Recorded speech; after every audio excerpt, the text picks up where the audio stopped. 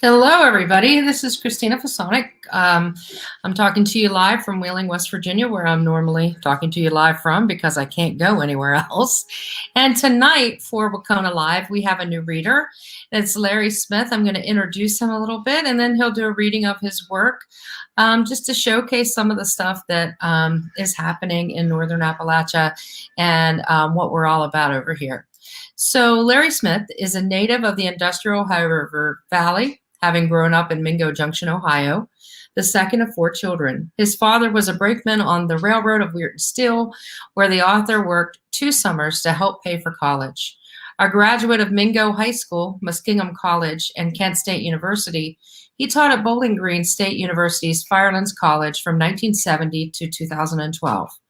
He is the author of 8 previous books of poetry, 2 books of memoirs, 5 books of fiction, 2 literary biographies of authors Lawrence Ferlinghetti and Kenneth Patchen. Larry is the founder and director of the Firelands Writing Center and Bottom Dog Press with its Appalachian Writing Series. He is co-founder with his wife Anne of Converging Paths Meditation Center in Huron, Ohio. His most recent book is The Pears, Poems, from Bottom Dog Press. So tonight I give you Larry Smith. Here you go. Hey. How are you this evening, Larry? Greetings. Glad to see you. Yeah, it's nice to see you too. So I know you have a couple of short pieces to read for us tonight, right? Right. Excellent. I also have my mask if needed. In Ohio, we're going to start wearing them for sure this week. Yes, I have one too. My mother-in-law just made me one, so I'm grateful for that since you can't find them anywhere right now. You have to make them, right? Yeah. All right. Well, let me get off your screen so you can get on. Go ahead, Larry. Okay. Well, as Christina mentions, I'm from Mingo Junction, Ohio, and I have a photograph that my son took of Mingo Junction today. Recently, let's see.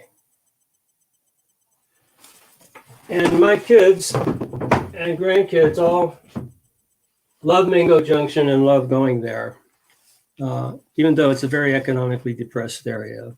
So I grew up a working class kid in a steel mill town. And 2 poems I'm going to share tonight are right from that atmosphere and that sense of place. I'm beginning to feel that there's like a mythical sense of place that stays inside of us. And so this first poem is called The River. And I know we all know rivers, and rivers know us and are in us. The river. And we went down, boys and girls together, in our school clothes, along the smelly creek, all the way to the river.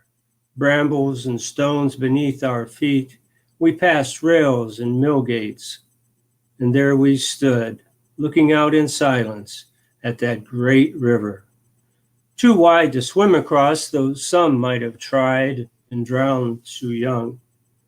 And our teacher stepped in, allowing her skirt to rise to her hips like a cloud with her inside. And lifting her arms, she beckoned us one by one to her side, where she blessed aloud our baptism, not to God, but to the waters, and we the fish that lived inside, and they inside of us. Forever and forever, she simply said, you are one.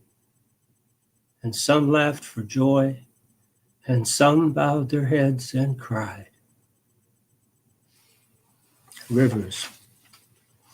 I live along the Lake Erie now, about a block away from my house, and so I've always stayed close to the waters. This other one is called Uniontown, and Mingo Junction was a Union town. It's just a little south of Steubenville, about 20 minutes north of Wheeling, West Virginia. Uniontown. Once a month for decades, he brought home the Catholic worker, folded gently and laid on the kitchen table, where it would be picked up, read, folded, and laid back again. a fabric in their lives. Like the Catholic prayer missals that she kept in rubber bands and folded in her dresser drawer. He spoke little of the mill except of his friends, left it at the mill gate where others stopped to drink away bitterness, while he climbed the hills to home. Their children were taught by Sisters of Charity, Franciscans sharing Christ's caring for the poor, by having them bring cans of food each month, and at some secret signal near recess, they all gently roll them forward on the wooden floor. 20 cans of green beans, corn, tomato sauce, reaching the blackboard with sweet laughter. As the young sister feigns surprise, then bends to gather them up, and each and all bow their heads in thanks. And I thank you, and I wish you well. Be well and safe during this time. It's a good time to read and a good time to share. Thank you so much, Larry, and I hope you stay well. And I hope you'll catch us on Thursday night when Bonnie Proudfoot reads at 8 p.m. Sounds great. Thank you so much. All right.